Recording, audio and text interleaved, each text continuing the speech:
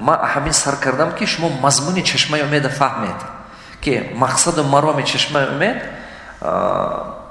در دل هر یک فرزند تاجیکی که آرزو دارد که به این ملت خدمت کند، به این ملت یک سربردار باشد، همونا با اقلا کمک یک یاردمش رسد. مقصد چشمه امید من همینه. خود نامش هم نگاه کنید، چشمه امید. من 1 سال یوتیوب قطعی گرزوندم چشمه امید. هر هفته هر направление بیزنس با گپ زدم، دیگه چیز صحبت. باور کنید بعضی وقت سمالیات بمیدارم، هیچ خاطرم نمیبرد. یک تا بچه اومد قشاقون سلام کرد، گفت که استاد جان من همه قشمم میندار، به سبب شما من از عربکشی بر اومدم. من 10 سال مردکار بودم. 10 سال مردکاری کردم در تاجر همین روسیه و هر کجا. به سبب همین برنامه چشمه شما، چشمه امید مردکاری بر اومدم. حاضر بیزنسم است. بعد خیلی من شستیم همونجا بیزنس کلاس بود که سمالیات روان که شد انچکره اومد با پیشم دستش با نوتبوک.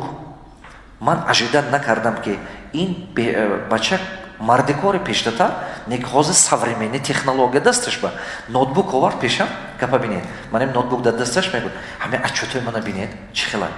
بعد گفتم نگاه کنم отчетش самолет با 571 میلیون روبلی продажа کرده همون سال. گفت 8 магазин کلون دارم اکو 500 ви представьте کنید این 2 میلیارد این زیاده از 5.5 میلیون دلار میشه. میفهمید؟ باور کنید وای بچه گسل کردم با خودم گیره کردم راست دیگه.